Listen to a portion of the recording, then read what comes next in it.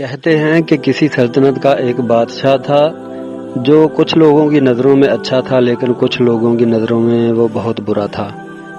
اسی سلطنت میں ایک آدمی تھا جو کہ کھوتا ریڑھی چلاتا تھا، اور وہ کھوتا ریڑھی چلانے والا کہتا کہ یار اگر تم مجھے بادشاہ بنا دو تو میں اس نظام کو اچھے طریقے سے چلاؤں گا۔ کچھ عرصہ گزرا اور وہ جو بادشاہ تھا وہ مر گیا۔ جب بادشاہ مرا تو اس نے لوگوں کو آگے کہا کہ تم مجھے بادشاہ بنا دو، میں اس نظام کو اچھے طریقے سے چلا سکتا ہوں۔ لوگوں نے کہا کہ تم ایک کھوتا ریڑھی چلانے والے آدمی ہو، تم کیسے نظام کو سمجھ پاؤ گے؟ اس نے کہا کہ تم اس بات کو چھوڑو، مجھے بادشاہ منتخب کرو۔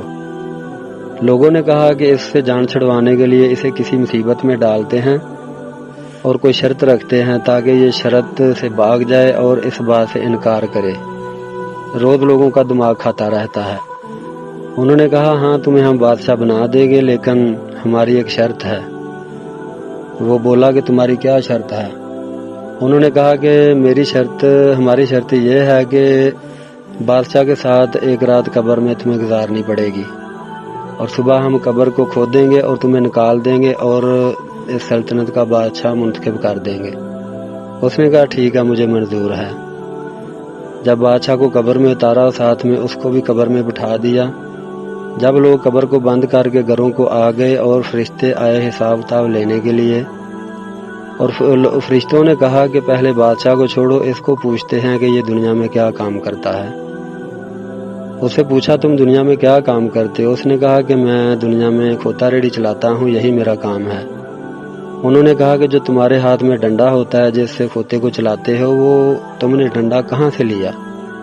اس نے کہا فلاں جگہ پہ ایک درخت تھا جنگل میں نے اس جنگل سے وہ ڈنڈا کاٹا تھا۔ انہوں نے کہا کہ جو درخت کا مالک تھا اس سے تم نے پوچھا کہ میں نے ڈنڈا کاٹنا ہے؟ اس نے کہا نہیں ہے تو کہ ڈنڈا، اس میں پوچھنے والی کیا بات تھی؟ انہوں نے کہا یہ جرم ہے، تم نے چوری کی ہے، بہت سزا دی اس کو۔ اس کے بعد پھر پوچھا کہ فلاں وقت پہ تم نے اپنے گدھے کو چارہ نہیں دیا، اس کو پانی نہیں دیا، اور تم اس کو بھوکے پیاسے چلاتے رہے، یہ بہت بڑا جرم ہے۔ ساری رات مارتے رہے اور کھوتے کا حساب کتاب لیتے رہے، لیکن ساری رات میں اس گدھے کا حساب کتاب پورا نہیں ہو سکا۔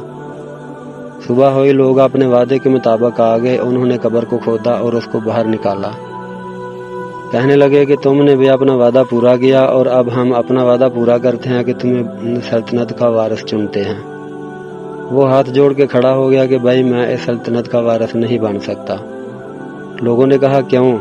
اس نے کہا کہ ساری رات مجھے ایک گدھے سا حساب کتاب پوری طرح سے نہیں دیا گیا، مجھ سے ساری رات ایک گدھے کا حساب کتاب اچھی طرح سے نہیں دیا گیا، اور میں پوری اس سلطنت کا وارث بن جاؤں گا تو کل کو قبر میں ان کا حساب کیسے دوں گا اتنے لوگوں کا؟ ایک اکیلے کھوتے کا حساب کتاب میں نہیں دے سکا اور اتنی دنیا کا کل کو میں کیسے حساب کتاب دوں گا؟ اس لیے تم کسی اور کو منتخب کر لو، میں بادشاہ نہیں بننا چاہتا۔ اس طرح لوگوں نے کسی اور کو منتخب کر لیا۔ دوستو اصل میں یہ باتیں ہوتی ہیں ہمیں سمجھنے کے لیے، لیکن ہم لوگ سمجھ نہیں پاتے۔ تو جو لوگ چینل پہ نئے ہیں وہ چینل کو سبسکرائب کر لیں اور ساتھ میں بیل آئیکن کا گھنٹی کو بھی دبا دیں تاکہ آنے والی ہماری ہر ویڈیو آپ کے پاس پہنچتی رہے، اور چینل کو سبسکرائب کریں۔ شکریہ، مہربانی، اللہ آپ کو خوش رکھے۔ پاکستان زندہ باد۔